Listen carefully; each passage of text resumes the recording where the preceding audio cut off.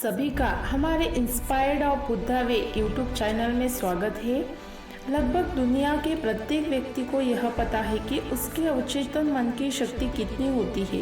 यह बात सभी जानते हैं कि हमारा अवचेतन मन अनंत शक्ति का प्रतीक है और परिचारक भी है, लेकिन इसकी अनंत शक्तियों का प्रयोग लेना किसी साधारण व्यक्ति की बात नहीं।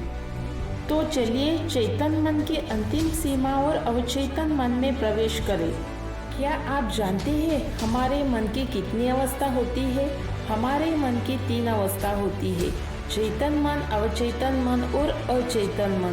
पहला चेतन मन, जिसे हम कॉन्शियस माइंड या लॉजिकल माइंड के नाम से जानते हैं।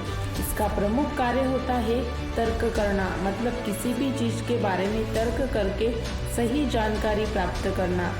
एक मनोवैज्ञानिक अध्ययन के अनुसार हमारा चेतन मन पूरे दिमाग का मात्र 10% हिस्सा है।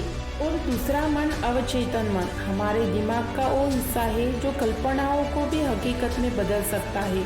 इसे ही अवचेतन मन या सबकॉन्शियस माइंड कहते हैं, क्योंकि अवचेतन मन दिमाग का 90% भाग होता है, इसलिए इसकी कार्य क्षमता भी बहुत अधिक होती है और यह 24 घंटे काम करता है। तीसरा है अचेतन मन। दिमाग का यह हिस्सा अवचेतन मन से ही संबंध रखता है। सामान्य शब्दों में कहे तो ये अचेतन मन दिमाग की बेहोशी की अवस्था होती है। अवचेतन मन में प्रवेश करना है तो अवचेतन मन की सीमाओं को भी समझना जरूरी है। अवचेतन मन को सक्रिय करने या इसका सही प्रयोग करने के लिए हमें चेतन मन और अवचेतन मन की सीमाओं को समझना बहुत ज़रूरी है, क्योंकि चेतन मन की सीमा कहाँ खत्म होती है और अवचेतन मन की सीमा कहाँ शुरू होती है, यह जानना बहुत ही ज़रूरी है।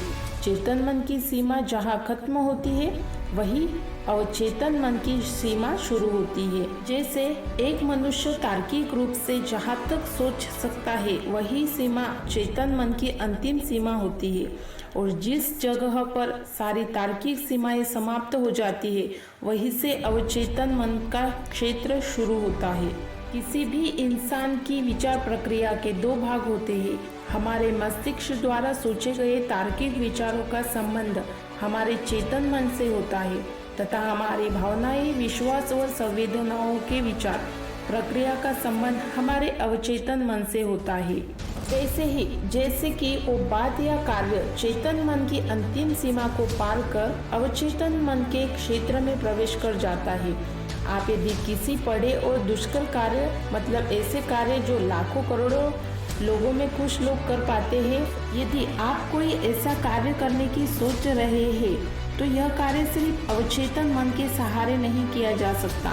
यानी कि यदि आप इतिहास रचना चाहते हैं तो यह काम आप सिर्फ तार्किक चेतना से नहीं कर सकते, लेकिन जैसे ही आपका अवचेतन मन उस काम को करने के लिए आपकी मदद करता है तो उस कार्य की उपलब्धि या सफलता आपको मिलनी शुरू हो जाती है।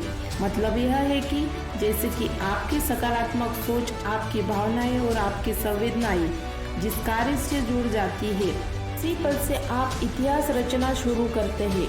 जहाँ कहीं किसी कार्य के प्रति आपके मन में संदेह आए तो आप इसे आग बंद करके समझ सकते हैं कि यह कार्य को करने के लिए जो शक्ति या पावर आपको मिल रही है वो चेतन मन की ताकत या पावर है, क्योंकि संदेह मतलब लिमिटेड पावर, मतलब चेतन मन की पावर होती है, और वही कोई संदेह नहीं आ रहा है इसका मतलब अनलिमिटेड पावर, यानी अचेतन मन की, अवचेतन मन की पावर आपको मिल रही है।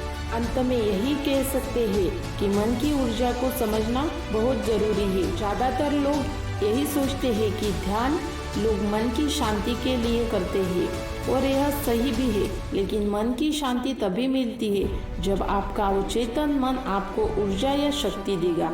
और जब लोग ध्यान करते हैं तो वे अपने अवचेतन मन की ऊर्जा को जागरूक करते हैं, अपने अवचेतन मन को एक्टिवेट कर रहे होते हैं, यानी अपनी सोच को एक निश्चित बिंदु पर केंद्रित करना।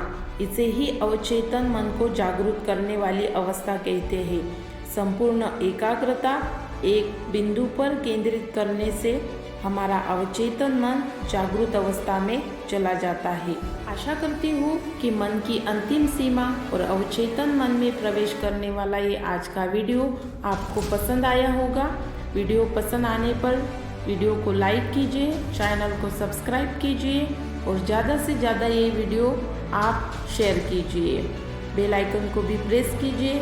नए वीडियो के साथ जल्दी ही मिलते हैं। आज का वीडियो देखने के लिए बहुत बहुत धन्यवाद।